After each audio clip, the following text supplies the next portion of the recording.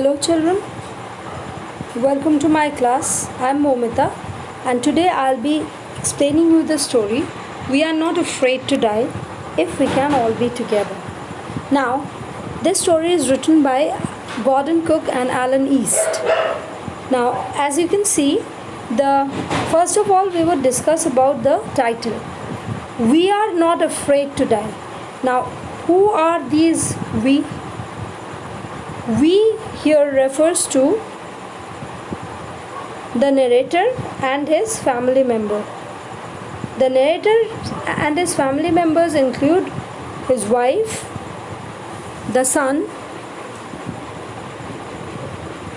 Jonathan, who is 6 years old, daughter Suzanne, 7 years old, and his wife Mary.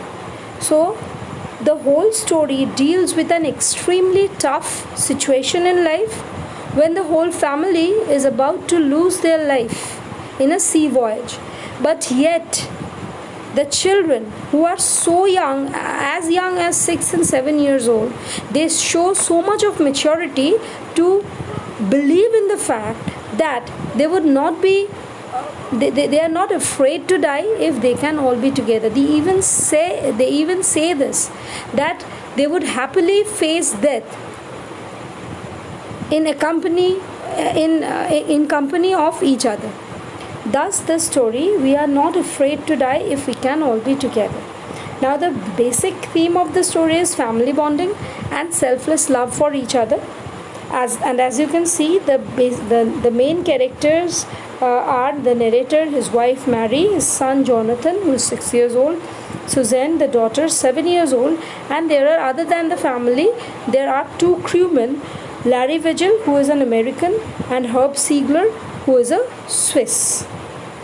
Now, in the story, first of all, before I explain you the chapter, I'll give you a short summary of the story. In this story, we find the narrator and his family. They decide to go for a sea voyage across, around the world, right? And it was about to be a 3 years journey, and because of their such a deep desire and longing to go for a world voyage, they got a ship constructed for them and named it Wave Walker. It's Wave Walker, WAVEWALKER. Now this ship was specially built so as to combat all the fierce situation of the sea. Now, they start the journey on a proposed date. Before that, they go for many trials to find out if Wave Walker can truly combat the fierce and turbulent condition of the sea, right? After that, on the desired date, they set out on their journey from Plymouth, London. It was a 3 years old journey, and after a year they reach the Cape Town, and after that they were supposed to enter the most turbulent ocean, that is the Indian Ocean. Before entering it, they take two other crewmen, Larry Vigil, who is an American, and Herb Siegler, who is a Swiss. After that, they entered the sea.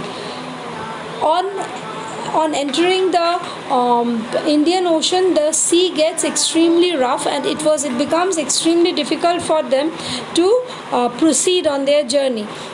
Somehow they spend their New Year and Christmas, and after that, from 2nd January, the situation worsens. The waves were about 15 meters high. And finally, the biggest wave, which was around 30 meters high, it hit Wave Walker and threw the narrator off board. He was in pain. He had injured himself. His ribs were broken. His mouth was filled with blood, and he was about to be sunk. Before this incident, they had already expected something ominous to happen, as a result of which they were well prepared. They were wearing life jacket, and due to which the narrator was not drowned. His head popped out of water, and he remembered that somehow he has to reach Wave Walker. Wave Walker was about to be capsized. It was about to drown. So he swam and got back into Wave Walker, and he was tossed on the deck because the ship was being jerked like anything.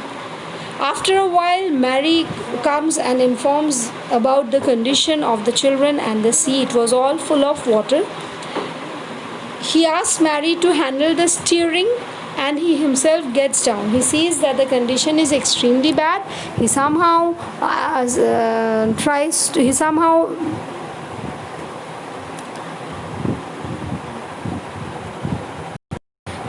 prevents the water from entering into the ship, and their pumps were all out of order, and the ship was in an extremely bad condition.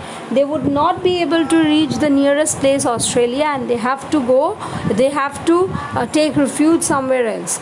So the narrator found out that there were two very small islands which were actually French scientific base, and they have to reach there. They have to find it out. Their sextant, their compass, nothing was in proper order. So just out of guess, they finally finds out, the narrator was finally able to find out two very small islands which were compared to pinpricks on the ocean, and they were rescued. After being rescued, now when they were in extreme trouble, the child Suzanne and Joe, they also suffered terribly, but their mature behavior, their selfless love, their deep family bonding, gave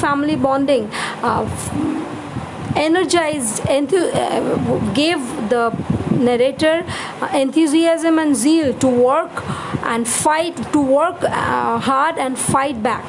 Right. Once the son says that they are not afraid to die if they are all together. Now, after they were saved, it was by the scientists in the Isle Amsterdam. It was they found out that Suzanne had actually incurred a deep injury on her brow. It took 6 minor operations to take out all those blood clots. It was only after everything was over, the narrator remembers how the family stood by each other and energized each other and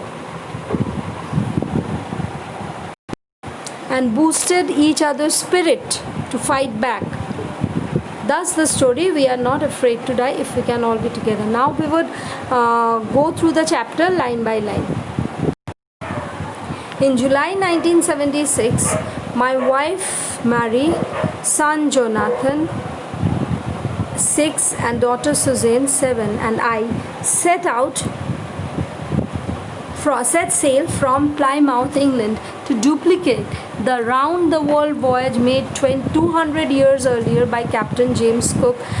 For the longest time, Mary and I, 37-year-old businessman, had dreamt of sailing in the wake. In the wake means in the direction of the famous explorer, and for the past 16 years, we had spent all our leisure time honing our seafaring skills. Now, the narrator says that his wife Mary, who was around 37 years old, and his daughter Suzanne and son Jonathan, all of them set out from Plymouth when on July 1976. They were about to imitate or duplicate the round-the-world voyage which was made 200 years ago by Captain James Cook.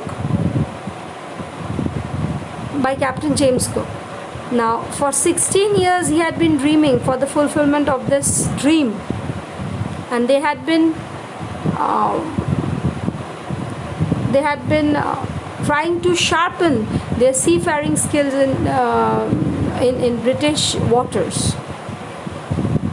Our boat Wave Walker, a 23-meter, 30-ton wooden hull beauty, had been professionally built, and we had spent months fitting it out and testing it in the roughest weather we could find. So they had been testing it for many years. It was built specially to fight the toughest condition in the sea. So they whenever they had a storm in the sea, they would go out to find how strong wave walker was. The first leg of our plan, 3 years, 105,000 kilometer journey passed pleasantly. So it was a 3 years old journey. I'm sorry, it was a 3 years planned journey, and the first part, that is within 1 year, they had covered 105,000 kilometers, and it passed pleasantly. And then they set down the west coast of Africa to Cape Town. After that, they had reached the west coast of Africa, and they were about to enter Cape Town. There they took 2 other crewmen, who were the American Larry Vigil and the Swiss Herb Siegler, to help to tackle us one of the roughest seas, the Southern Indian Ocean. Now they knew that the South Indian Ocean was the roughest sea, and they would not be able to deal with that all alone. So they took the help of 2 other crewmen, Larry Herb Siegler and Larry Vigil. On our second day out of Cape Town, we began to encounter strong gales. Gales means sea storm. So from the second day they had left Cape Town, they started getting strong sea storm. For the next few weeks, they blew continuously. Gales did not worry me. They were not worried by the sea storm. Then what worried them? The huge size of the waves was alarming. They were up to 15 meters, as high as our mainmast. December 25th found us, so their journey started on July 1976, and it was December. That means August, September, October, November, December. Only 5 months or 6 months journey had been completed out of 3 years. December 25th found us 3,500 kilometers east of Cape Town. They had only left Cape Town 3,500 kilometers back. Despite atrocious means cruel weather, we had a wonderful holiday complete with a Christmas tree. They spent their Christmas in the boat. The weather was bad, the weather was cruel, but their Christmas was spent beautifully. New Year's Day saw no improvement in the weather, but we reasoned that it had to change soon, and it did change for a worse. Now New Year's also no change, but they thought that it would change soon, and it definitely changed, but the change was not at all a good one. At dawn, 2nd January, the waves were gigantic, huge waves. We were sailing with only a small storm jib. Storm jib refers to small sail which are used during storm. Storm jibs refer to small sail used during storm, and we're still making 8 knots. 8 knots is actually the wind speed. They were able to move until the wind speed was only 8 knots. As the ship rose to the top of each wave, we could see enormous sea rolling towards us. So when the ship rose on the top of the waves, they could see huge, enormous sea rolling towards them, and the screaming of the wind and spray was painful to the ears. To slow the boat down, we dropped the storm jib and lashed a heavy mooring rope in the loop across the stern. Then we double lashed. Now they realized that the situation was being worsened. They dropped down the storm jib because it was difficult for them to let the ship go with the storm ship, to let the ship sail with the storm jib. And then they wore their life raft drill. They attached lifelines, donned oilskins and life jackets. So every precaution was being taken so that if they are in danger, they could be saved. The first indication of impending disaster came at about 6 p.m. with an ominous silence. All of a sudden, just before 6 p.m., there was a ominous means something evil. So the silence indicated something evil was going to happen. The wind dropped and the sky immediately grew dark. Then came a growing roar. Then all of a sudden there was a growing, huge roar, and an enormous cloud towered aft of the ship. They saw that a huge cloud was actually coming on the top of the ship. With horror, I realized that it was not a cloud but a wave like no other I had ever seen. It appeared perfectly vertical and almost twice the height of other waves, with a frightful breaking crest. Crest means the top of the waves. Now, if these are the waves, these things are referred to the crest. Now they could see, they could realize that it was a huge wave as big as 30 meters in height, and its crest was extremely frightful. The roar increased to a thunder, and the stern moved up the face of the wave, and for a moment I thought we might ride over it, but then a tremendous explosion shook the deck. A torrent of green and white water broke over the ship. My head smashed into the wheel, and I was aware of flying overboard and sinking below the waves. Now they thought that perhaps at this time also the ship would rise above the wave, but it didn't happen. It broke. The wave broke on the ship itself, and the whole ship was terribly shaken. There was as if there was a huge explosion, and then the narrator also was thrown overboard. He was about to sink. Unexpectedly, my head popped out of the water. Definitely, they were wearing life jackets, so he is not going to be sunk so easily. A few meters away, wave walker was near capsizing. Was about to be drowned a few meters away. Her mast almost horizontal. Then the wave hurled her upright. My life jacket jerked taut.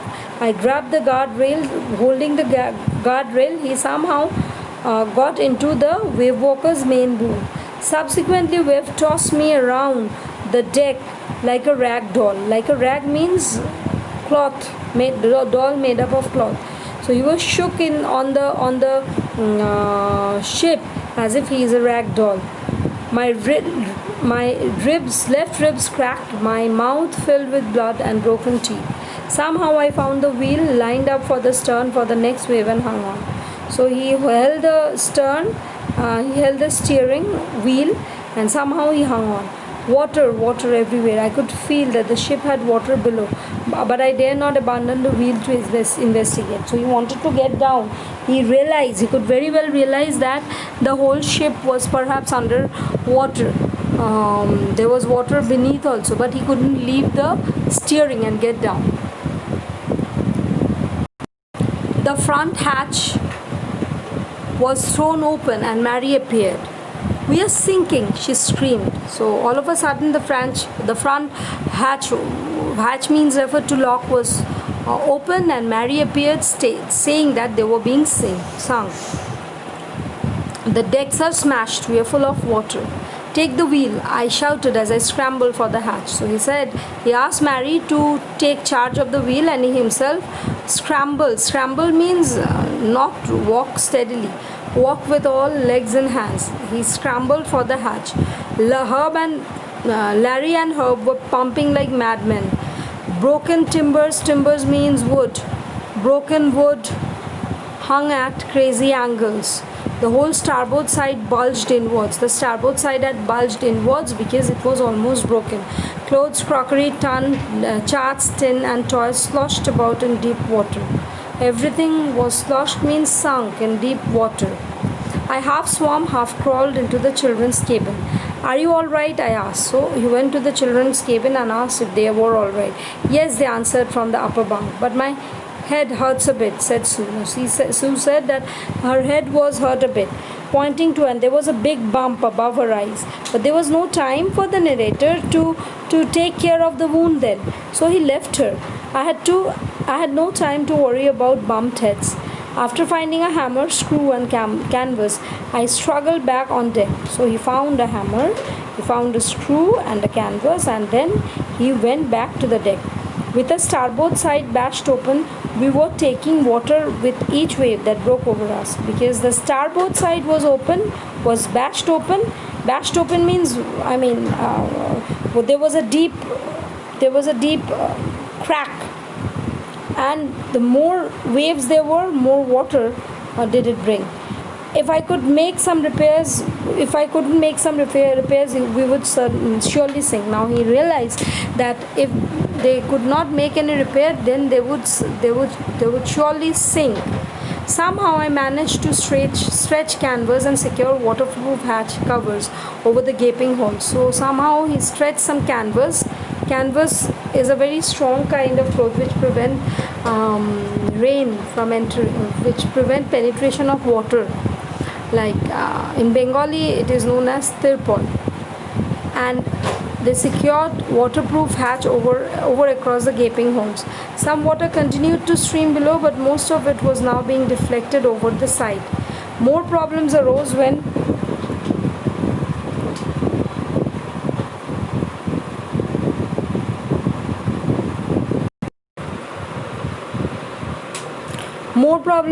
when our hand pumps started to block up with the debris floating around the cabins and the electric pump short circuited.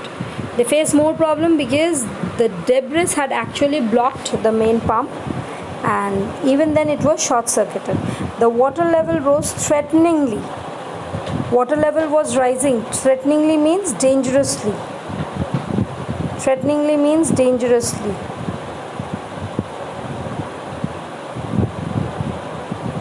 Back on the deck, I found two spare hand pumps had been wrenched overboard, along with the four-stage sail, the jib, and the dinghies and the main anchor. So everything had been sloshed in the water. Everything was being thrown overboard, along the hand pumps, the sail, the jib, the dinghies, everything. Then I remembered we had another electric pump under the chart room floor. I connected it to an outpipe and was thankful to find that it worked. So there was another pump, he found it out and he connected it and found that it was working.